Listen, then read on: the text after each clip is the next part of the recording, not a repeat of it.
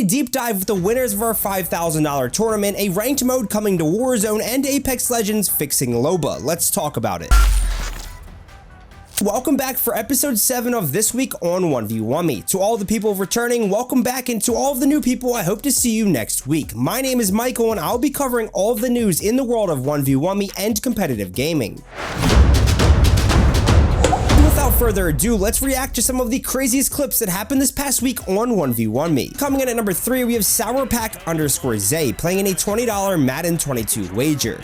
Looks like he has the Buffalo Bills right here. He's going for a running play down the middle. Psych, he's going to the outside. They definitely did not expect that after they missed 2 tackles. This guy's just way too weak to take him down. And then we have these guys running like turtles behind him. It looks like he's going to get the touchdown right here, and he does. Let's go. Stopping at number 2, we have TT10 playing in a $10 FIFA 22 wager, which you all can play on the 1v1me app. He passes it to this guy. He's going up the field, but he may score right here. No, he's going to retreat. Actually, he's going to get a better shot on the goal. He's going to pass the ball around a little bit. Everyone's slipping on bananas like they're at the Minions movie theater, and he shoots and he scores. Let's go, baby. This week's best clip is by Kong, which actually took place during our $5,000 Fortunes Keep tournament. He has 1 drop down right here. There's 2, 3. Holy crap, that was a f***ing rat's nest. He cleaned them up like it was his favorite meal.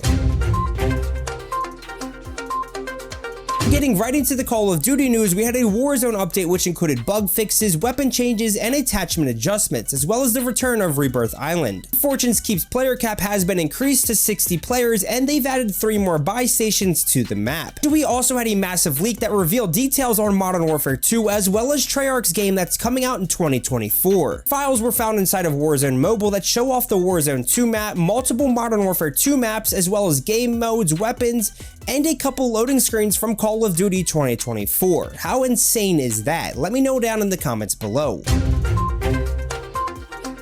Hey everybody, today we're going to be talking to the winners of our $5,000 Fortunes Keep tournament, King and Cade. They made a name for themselves on the app and earned a captain spot in our biggest 2v2 tournament to date. After you guys got the invite to the tournament, how were you feeling? We were feeling good, bro. You know, I was hyped to finally be in a big tourney. It was our first big tourney together, you know. I'm pretty confident. We played together a lot before. We've won like the 1K before, you know, a couple like $200 tourneys. Have either of you played in a tournament for this much money? Well, I guess we played in the 5K that was Smixy and y'all hosted together, and we came in 3rd in that one, I think. Hopping right into the action, you guys came out hot and won round 1. King, you were frying, and Cade even saved you from getting assassinated right here. Do you feel like you guys have a pretty good team chemistry on this map? We played a lot on the new map before to warm for the tourney, like literally a day before. Yeah, but on Rebirth, that's what we'd only play Rebirth together. Like when I picked up King as a duo, I guess you could say, I kind of just quit playing with everybody else, and King and I would just strictly play together, just so we know like what was going on and, you know, to build that chemistry, like you said. After you guys closed out the first round with a win against some established pros, what did that do for your guys' confidence? We were hyped. We were hyped to go to the next round. We were confident we were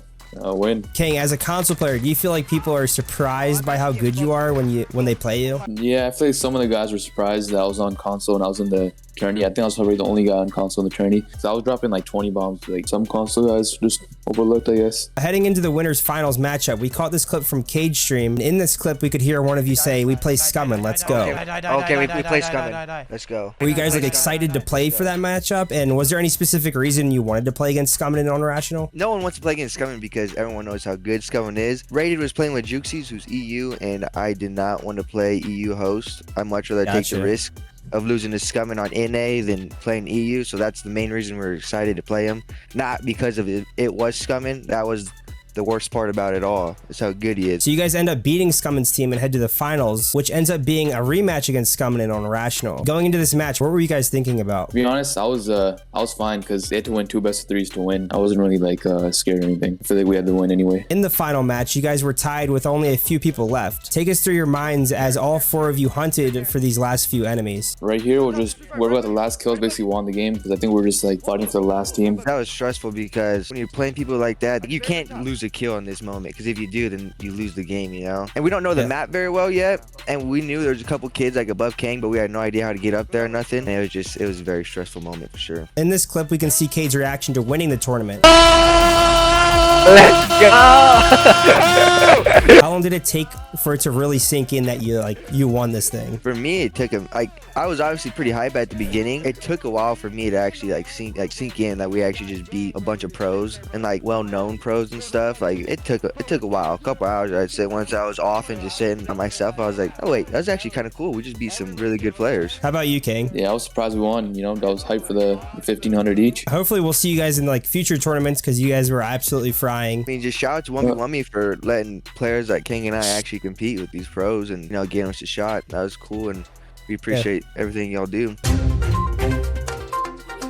Moving right into Apex Legends news, we have some ALGS bundles that are now available in the store. There was a fix for the Xbox input lag people were having, but there's a new issue. If you happen to use the replicator, it can sometimes make it so you can't access your heal wheel or your inventory. That is not a good deal. But something good happening is that you can now buy 500 Apex coins in the store for $5. The ALGS happened over the weekend with Dark Zero taking first place and Furia and 100 Thieves taking second and third. Developers are working on a debug for Loba, which should be coming out soon. They're also looking to buff Valkyrie, making it so she can mark Mirage decoys, but will now have a longer cooldown. One of the developers, Josh, said that he would like to see the white backpack removed from the loot pool, and instead making it so you can have it when you land into the game. Finally, there was a job listing for an Apex Legends FPS title. Some people are speculating that this could be a Titanfall 3. What do you all think about this? Inflation is starting to hit Apex Legends pretty hard.